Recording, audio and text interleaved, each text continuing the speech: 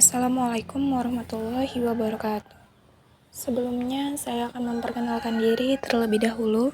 Perkenalkan, nama saya Indah Purnamasari dari kelas 11 TJKT 1, perwakilan sekaligus ketua dari kelompok 3. Di video kali ini, saya akan menjelaskan materi tentang teks eksplanasi. Apa itu teks eksplanasi? Strukturnya, kaidah kebahasaan, contohnya, dan bagaimana sih cara menganalisis contoh teks eksplanasi sesuai kaidah kebahasaannya? Baiklah, langsung saja. Pengertian teks eksplanasi. Teks eksplanasi merupakan teks yang dibuat berdasarkan pengamatan atas suatu kejadian atau fenomena yang dapat juga teks yang berisi tentang mengapa dan bagaimana kejadian-kejadian alam, sosial, ilmu pengetahuan, budaya, dan lain-lain dapat terjadi. Jadi, maksudnya itu teks eksplanasi berkaitan dengan kehidupan sehari-hari kita. Contohnya, kejadian-kejadian alam seperti longsor, banjir, kemarau, dan lain-lain. Dan kalau fenomena sosial itu, contohnya kemiskinan, kemudian bullying. Dan kalau budaya, contohnya batik, tari-tarian yang ada di Indonesia, dan lain-lain. Yang selanjutnya yaitu struktur teks eksplanasi. Yang pertama, pernyataan umum berupa gambaran umum tentang topik atau fenomena yang akan dibahas. Yang kedua yaitu urutan sebab akibat. Bagian ini menjelaskan tentang penyebab dan akibat yang ditimbulkan dari topik yang akan dibahas. Yang ketiga, interpretasi. Bagian ini dapat berupa penarikan kesimpulan, dapat berupa tanggapan atau pernyataan pribadi tentang topik yang dibahas. Nah, struktur pertama teks eksplanasi yang pertama itu menjelaskan fenomena yang akan kita bahas secara umum. Misalnya, tentang kemiskinan.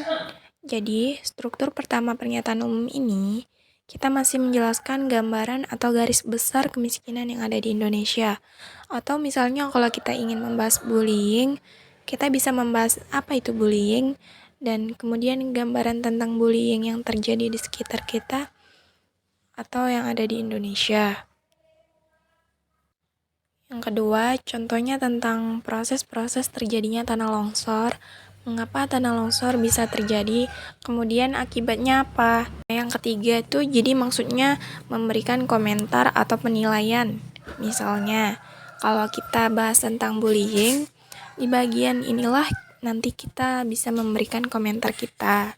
Yang selanjutnya yaitu kaidah kebahasaan teks eksplanasi. Yang pertama, menggunakan kata benda yang bersifat umum, seperti pesawat terbang, mobil, gunung, dan lain-lain. Yang kedua, menggunakan kata kerja, misalnya lari, kerja, mendorong, dan lain-lain. Yang ketiga, menjawab pertanyaan mengapa dan bagaimana dalam mengungkapkan proses. Yang keempat, menggunakan fakta seperti robot dapat bergerak karena mempunyai mesin. Yang kelima, menggunakan bentuk kalimat pasif, seperti energi berasal dari matahari. Yang selanjutnya yaitu contoh teks eksplanasi mengenai tsunami. Menganalisis contoh teks eksplanasi mengenai tsunami sesuai dengan kaidah kebahasaan. Yang pertama, menggunakan kata benda yang bersifat umum, seperti gelombang, gunung Merapi, letusan, surut, dan lain-lain. Yang kedua, menggunakan kata kerja seperti menerjang, menghantam, waspada, dan pergerakan. Yang ketiga, fakta seperti gelombang tsunami terbentuk akibat dari aktivitas gempa atau gunung Merapi yang meletus di bawah laut. Yang keempat, menjawab pertanyaan mengapa dan bagaimana dalam mengungkapkan proses, seperti mengapa tsunami bisa terjadi. Tsunami bisa terjadi karena adanya gelombang yang terbentuk akibat aktivitas gempa atau gunung Merapi yang meletus di bawah laut. Karena hal itulah yang dapat mengakibatkan tsunami bisa terjadi. Yang kelima yaitu bentuk kalimat pasif seperti gelombang tsunami terbentuk akibat dari aktivitas gempa atau gunung Merapi yang meletus di bawah laut. Pembentukan tsunami juga disebabkan oleh letusan gunung Merapi di dasar laut.